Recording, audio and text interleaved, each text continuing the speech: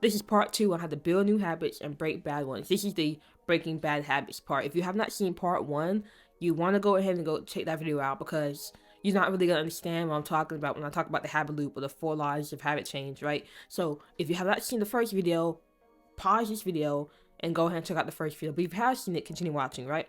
So let's go ahead and dive in. These are my old habits, okay? I was always drinking, I was always smoking, playing the game Pokemon What's My Game, okay? I always picked Squirtle. If you didn't pick Squirtle when you started, don't talk to me. I always ate unhealthy, and my mental health was struggling because of my bad habits, right?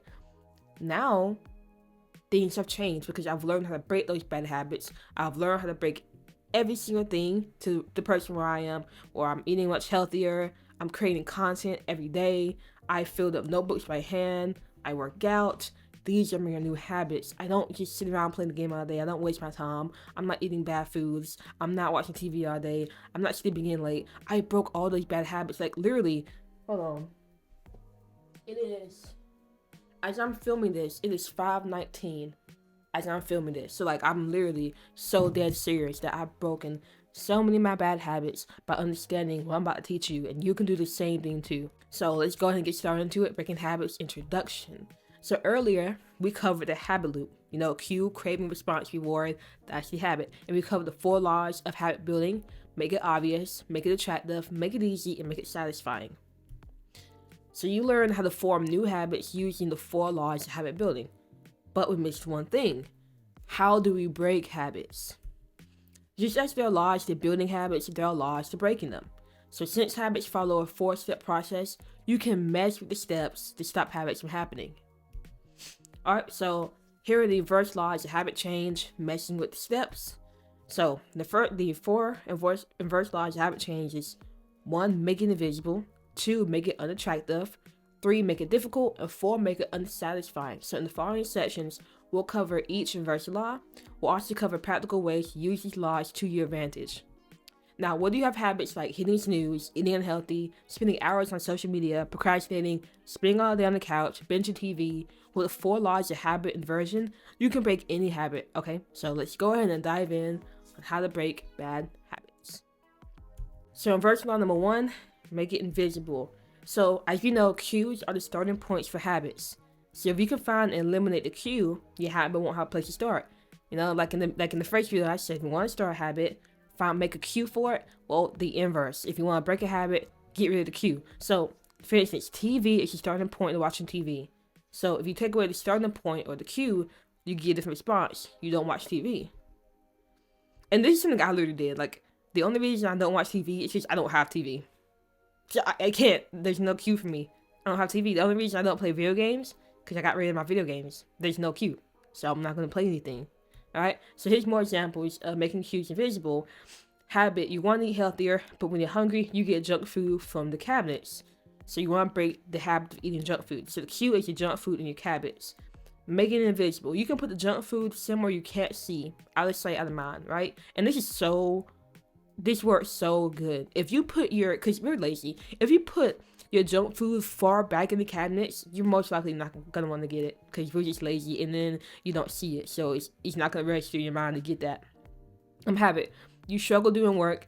Whenever you start, you get distracted by your phone's notifications. So the cue is your phone's notifications. Make it invisible. Silence your phone while doing work, or keep it in another room, right? So without cues, habits won't start. So whatever bad habit you have, just find the cue for it. Ask yourself, how can you get rid of it? So what habits do you want to break? If you aren't sure, and hopefully this exercise, go back to your habits scorecard. What are the habits you labeled as negative? You see, this habit scorecard is actually important, right? So what are the cues for those habits, and how can you make them invisible? Now, what if some cues can't be made invisible? If your phone is a cue for distraction, you can keep it out of the room, but that might not stop you from habitually thinking about it and then getting it, right? So the next step then is to make the habit so unattractive that you don't want it. So version law number 2, craving, make it unattractive. So we do bad habits without thinking about the negative consequences we'll face in the future. But what if we learn about the harmful effects of our habits? Changing your mindset can make a habit unattractive. Just like changing your mindset can make a habit attractive. So here's a story time of how I broke my habit of eating family packaged Oreo cookies. So I had a bad habit of eating a family pack of Oreos in one sitting every few days. And I realized this is getting out of hand when one day I went to Walmart. This is a true story, no cap. I went to Walmart, I got 3 family packs of Oreo cookies. I didn't even get out the parking lot before I ripped into them and was just shoving them in my mouth. And I sat there like, bro, this is not okay. I have got to stop this. So I strived for good health that the minute I saw Oreo cookies, I devoured them. So there is a huge discrepancy showing in my actions. And I always felt guilty for indulging, but quitting felt impossible because the cookies were just so darn good. No, literally. If you ever had Oreo cookies, you know what I'm talking about. So I tried substituting the Oreos for a healthy alternative. That didn't work. I tried making it difficult to eat Oreos by keeping them out of the house. It didn't work. And that didn't work because literally, I lived about 4 minutes from a grocery store. So if I wanted Oreo cookies, I'm hopping in that car, I'm going to get it. So that didn't work. I tried to avoid the cookie section at the grocery store. That didn't work.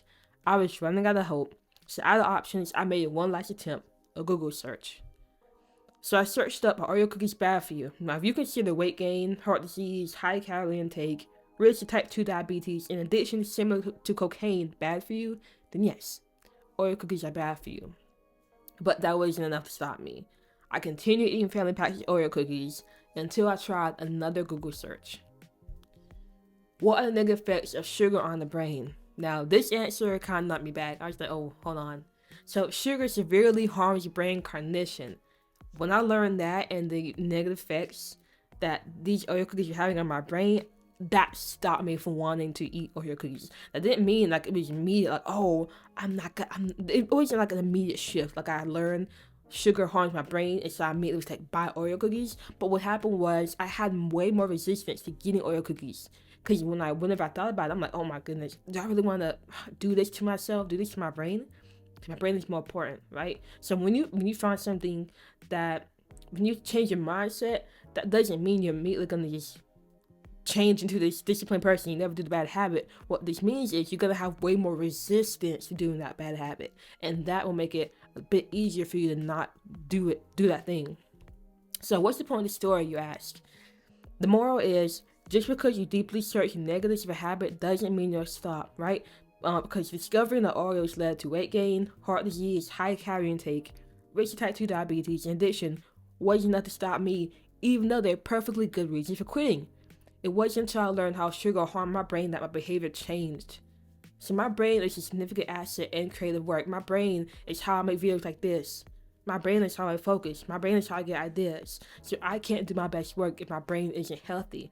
My brain then is my highest priority. So whenever I craved an Oreo cookie, I thought about my brain, which kept me away from the pack. I could prioritize Oreos over my physical health, but not over my brain. So you'll find many reasons online not to do bad habit, but you might glaze over them like me. If that's the case, find your highest priority, what means most to you, and search how that habit negatively impacts it. My brain means the most to me, but that isn't the case for everyone. You might find it's your confidence, physical health, social life, etc.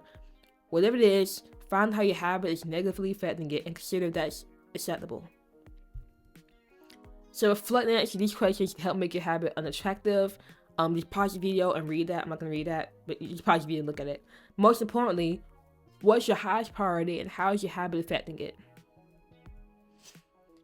Now, if you can't make a habit unattractive, don't sweat it. If this Google search thing is not working for you and like, oh my god, this isn't doing it, that's okay. Remember how the brain is lazy? You can use that to your advantage to stop any habit. Now, before I go into the third inversion law of habit change, I do want to give you a bonus tip. You know how earlier, in the first video, part 1, I said that we can influence our behavior based off the groups we surround ourselves with? There's 3 groups that change us. There's the people we're close to, the majority, and the powerful, right? Well, you can get into a group, you can influence the people you're with, and find people who despise the habit you're trying to break. So then, if you're around those people, and they're like, oh, we don't do this, you're going to be like, oh, wait, you're right, we don't do this. And that's going to influence what you do, and it's going to make it a little bit easier for you to break those bad habits. Because if you're doing those bad habits, but you're stuck with people who are like, we don't do this, you're going to feel a huge discrepancy in who you are. You're going to feel so much friction that you're going to want to resolve that by saying, oh, wait, no, I'm not going to do this because I feel like a fraud. You feel me? So you can also get around people who despise those habits, which will make it easier for you to stop doing those habits, right? I don't know if you know about Hamza, but he's a self-improvement YouTuber. Lots of people who watch him stop playing video games. Why? Because he will bash you for playing video games. He will bash you, for playing League of Legends. And that has helped so many people, so many young men stop playing those games because they look up to him and he has values that are not aligned with playing video games, because they don't want to have to feel like a fraud. They're like, okay, Hamza doesn't do this, I value this, guys, I'm not going to do it. So that's just a little side note. But Inversion Law 3 response: make it difficult. So remember the reducing friction strategy to make habits easier. You can make habits harder by increasing friction. So when you add resistance, your brain naturally looks for something easy to do. Just like like I said earlier, like with the junk food. If you can just push the junk food to the back, where you have to reach over and get it, you're gonna be too lazy. That's friction. So you're not gonna feel like reaching around to get it. And you might be like, that's not gonna work. Try it out, okay? So examples of adding friction. Adding friction to unhealthy food, unhealthy eating. Empty your house of junk food. Now, whenever you want to eat unhealthily, you'll have to go out and get it. The result is you'll be less likely to eat unhealthily. Adding friction to too much TV. Put the TV in the closet. When you want to watch, you have to tug it out. Result, less likely to watch TV because you won't feel like taking it out. Adding friction over sleeping. Put your phone across the room. Result, when the alarm rings, you should be forced to get out of bed, which will help you wake up. So how can you make your habits harder? The more creative, the better, right? So whatever habit you want to do, just ask yourself, how can you increase the friction? And if you can increase friction, your laziness will kick in. You won't want to do it, right? One way I created friction that I mentioned earlier is just I literally got rid of my TV. I got rid of my video game. But before I got rid of my video game, there was one thing I did, which was first I took out the batteries in my controller and put it somewhere that was hard for me to get. Then I would put my controller in the top of my closet, my messy closet. And because I didn't feel like having to go first and get the batteries and then get the controller out the closet, I was like, bro, I'm not even gonna play this. I'm gonna do something else. So you can, if you think about it, you can find ways to add friction to your habits that will make it a lot easier for you to stop doing those things. Now, what if, despite the habit's difficulty, you still do it? Then it's time to make your brain reject the habit. So Inversion Law 4, reward, make it unsatisfying. Now, rewards are habits end game. If you take away the reward and experience an unsatisfying end, your brain will stop the habit.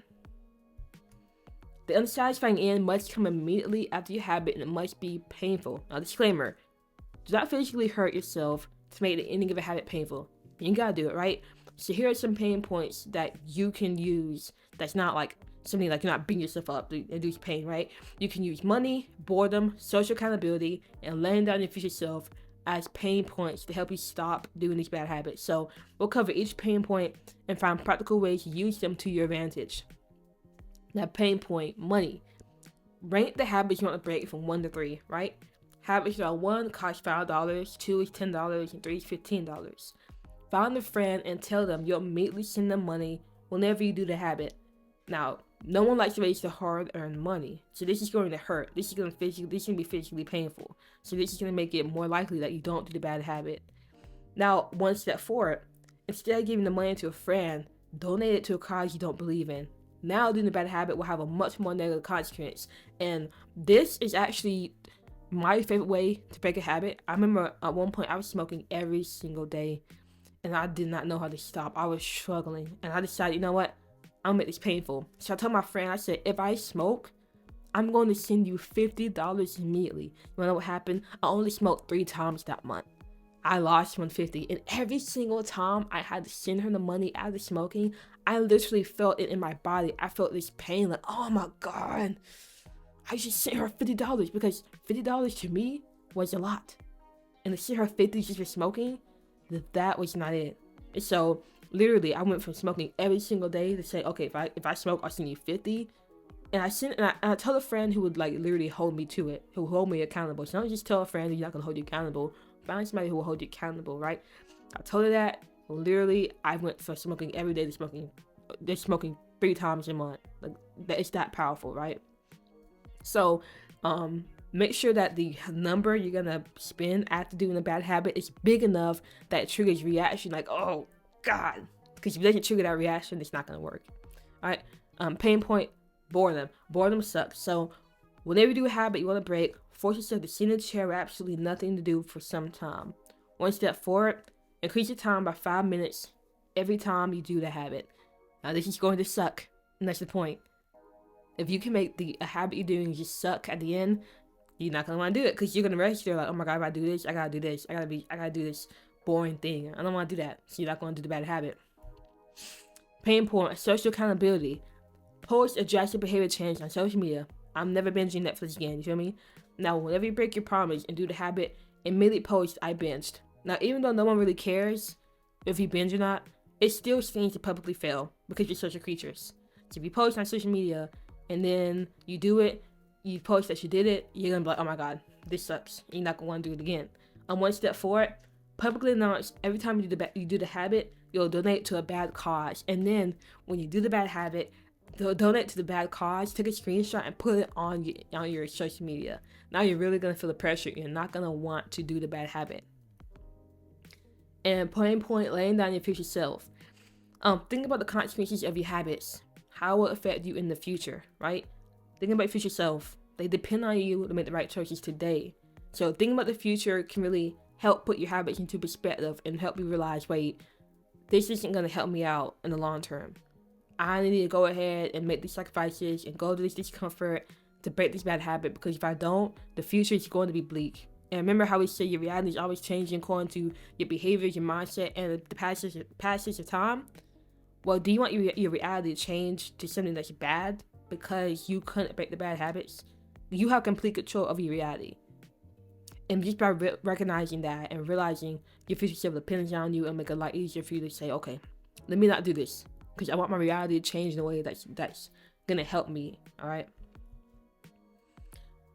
Now, so this was something I didn't mention in the 4 pain points, but you can use you can get physical, not like beating yourself up, but I'm gonna tell you a story of how I used pain to overcome TikTok. So I had a bad habit of spending hours scrolling on TikTok, and just so you can know, like, the 4 pain points I mentioned are just things you can do, but if you come up with anything else, do that, right? So these are just ideas to get your mind generating more ideas, right? So I had a bad habit of spending hours scrolling on TikTok. So I introduced pain to the form of push-ups, right? So whenever I got on TikTok, I set a timer. For every minute that passed, I had to do 1 push-up. 1 hour on TikTok meant 60 push-ups. My arms were so tired by the day's end that I couldn't scroll on TikTok even if I tried. And so I kept this practice for a few days and noticed I spent less and less time on TikTok. I also started second guessing getting on because I knew I'd have to do push-ups. Eventually, I started getting on TikTok. And this is a real story. Like, I got to the point where if I thought about TikTok, I was thinking about push-ups. I'm like, oh, do I really want to do that right now? Do I really want to do push-ups? And if I did get on TikTok, I was on it a lot less because I did not want to be doing push-ups like that. That sucked.